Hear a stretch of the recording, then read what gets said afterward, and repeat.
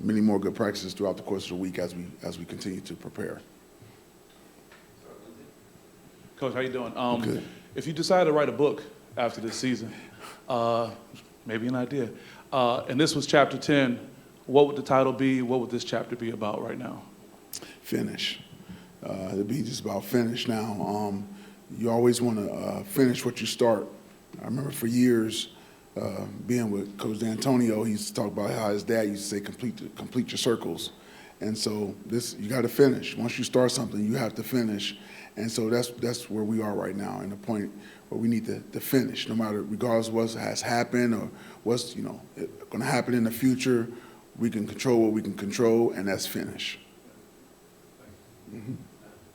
Harlon, is there any extra motivation? Obviously, you guys want to win every game and all that, but the way last year played out with them when you guys had the lead chance to lock up a bowl game, and obviously you know what happened. Is that anything? I haven't even looked at it and come from that perspective. Again, it's a new year. They have a new team. We have a new team. So I never come from that perspective like that. With it's just more, let's get better, let's play hard, and let's finish and try to get a win. So no, it hasn't been a motivational thing based on what happened last year. I mean, that was us not finishing, and so we had to finish. I'm wondering about Bogle. He was out. Did you expect him back this year? And what did you see with some of those younger defensive ends going against the offensive line of Ohio State? We thought they did well. Jalen Thompson and as well as Zion Williams. Sorry, they did Williams. I'm thinking right, but they did a really good job. And so, going to be really, really good football players. I mean, that's a lot. How many reallys? Was that 2 or 3? But they're going to be really, really, really good football players. And they held their own. And Bogle, he'll be back this week. He'll be back this week. He was at practice today even. Yeah. Talley also played a little bit. He played some defensive tackle earlier in the year, played some DM. How's he been coming along? He's been coming along well. Like you just said, he's been playing some D tackle, and we're trying to beef him up a little bit. But he's naturally, his size-wise, is more of a defensive end. And another guy that played well for us. He did a good job. You saw he made some plays. I think he had a tackle for a loss or whatever, but did a good job for us. So it's a promising defensive line front if we can all stay together and keep moving forward. Now that you've had time to watch the film, what have you seen with the offense and why it keeps stalling, and what can you learn from the last game and apply it to the upcoming one? It's what I thought. It's always one guy here or there with the execution piece, just finishing their job and doing their job with great execution and getting it done. So it's always this one little thing, and you're like, man, there it is. If we just execute, so we just keep talking great attention to detail, and then finishing and doing your job at a very high level consistently. And you just got to keep preaching it to them until they get it. Harlon, I guess it's been determined with you and Sam that Levitt will redshirt. So you're in a precarious position if Caton goes down. Noah's not ready yet, right? You're in a situation where Scorfar would have to play even though clearly he's not ready, correct? Yeah, Scorfar would have to play. We may have to get you as well ready, Fred. I'm not ready. Yeah, come on, Fred. You can't do this like that. No, but we have some other options. We have some options if worse come to worse, and if we have to, whatever, we'll figure it out. There's some other things that we could possibly do, and hopefully it doesn't get to that. But Kim is not ready. No, he's not ready. He is not ready. No, and he's still healing up. I'm not sure about that. We'll see. Sticking on the availability front, when Trey missed the last 2 games, Jerron was out Saturday, so two of your top receivers were out of unavailable. Do you expect either of them back this week or this season? Probably Ron. I'm not so sure about Trey, but Ron, we should hopefully get back soon. Not exactly sure when, so we just have to keep seeing. And what's your kind of overall view of Indiana and what you've seen from them this season? Well, they played a high-scoring game on this past Saturday. Quarterback, was throwing a lot of back shoulder fades this past. We just kept throwing it. And they ran the ball well. He's a big guy that run. You know, he had a nice touchdown run where he got stoned by a couple guys and stayed on his feet and kept on going and got a touchdown. And so, good quarterback. Defense plays hard. They compete, and so it's going to be another tough Big Ten football game, and they're down in Bloomington. So we're looking forward to it, though. We feel like we can go down there and compete and get a win. How are you communicating with recruits and prospective recruits that probably have a lot of questions that you can't answer? How difficult is that right now in this situation? Well, that can be tough, but you just let them know that, hey, it's still a great place. Because I am a Spartan, it's probably a little bit easier for me, if I'm just being totally honest, because I want to see us succeed here regardless. And so I can talk in terms of that, how good the place is, the history of it, and all that, regardless of who's here as the next coach or coaching staff.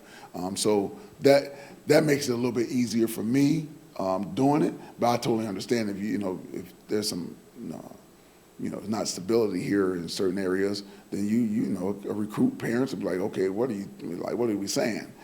So until we get to that point, you just got to keep selling the university. So you're recruiting for Michigan State and not Harlon Barnett. That's correct. Even if it was for Harlon Barnett, I mean, it would still always be Michigan State first. And so, exactly right. With Jaron playing, as most we've seen him all season this past week, how much did that change just the dynamic in the backfield where Nate doesn't have to take as much of the burden, and what that does for you guys in the run game? Oh, it helps us out tremendously because Nate doesn't have to carry the whole load, so to speak. And Jaron's a really good back, and he seems like he's getting his feet up underneath him, no pun intended. But he's really hitting a hole. He's quick for a big body guy, and we're fired up that he's playing for us now and getting some time.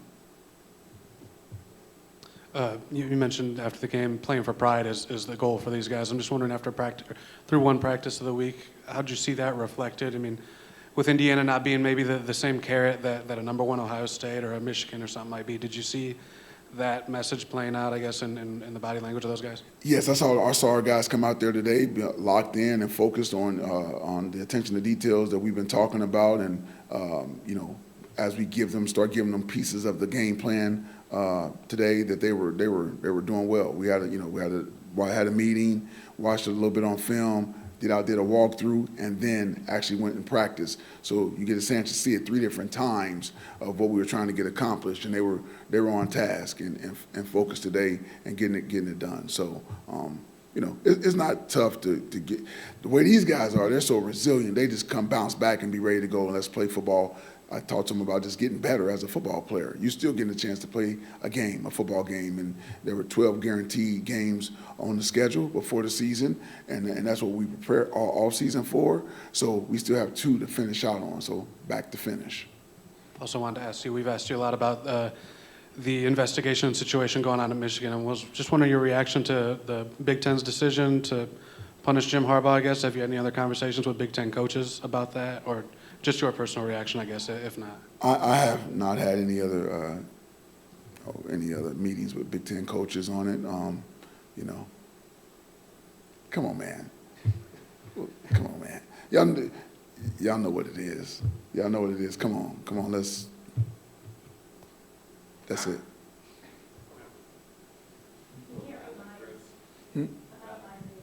You're not a mind reader?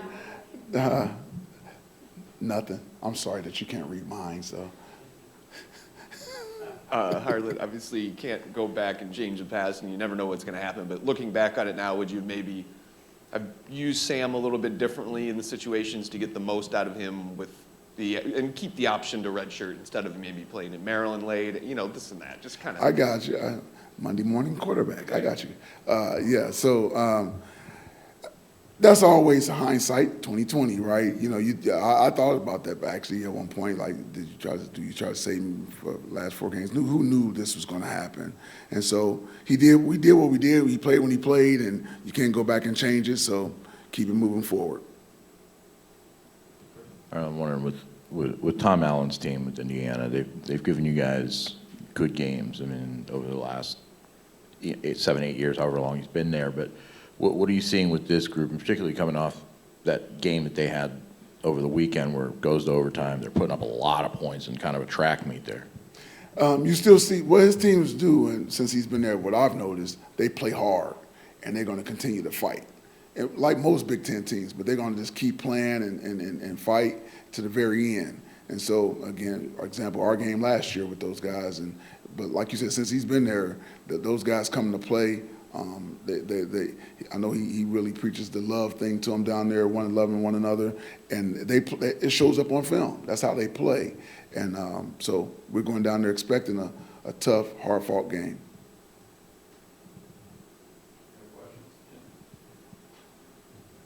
I know you talked about Chance Rucker after the game on Saturday. Now that you went back and watched film, talk about the learning experience he went through being on the field with some of that talent and how he came through on that. Absolutely. So some of the things he had to learn from is, just applying the coaching.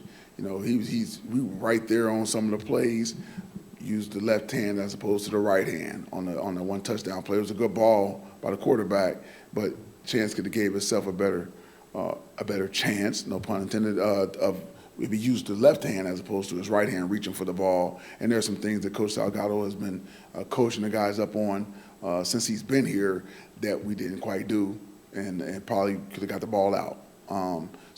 But he's continued to learn. He's just think about it, he's a true freshman, still learning in the Big Ten, playing Big Ten football and getting better. And so all this experience that he's gathering now is going to help us in the future.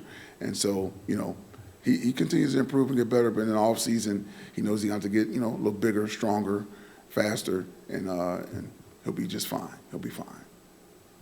Seems like he has a real effervescent personality, like positive, excited for what's next. He does. He's a quiet young man, doesn't say a whole lot, very quiet, but that's good. That's good to hear. But he's a quiet kid, but that's going to come with confidence. He's going to even talk even more because he knows he has to. I always tell those guys when I was a coordinator and as a defensive coordinator and just DB coach, but a great defense is a loud defense with their mouths and with their pads. So you should hear a great defense at all times. With everybody talking or smacking people. Yeah, and so he's learning how to start talking a little bit more.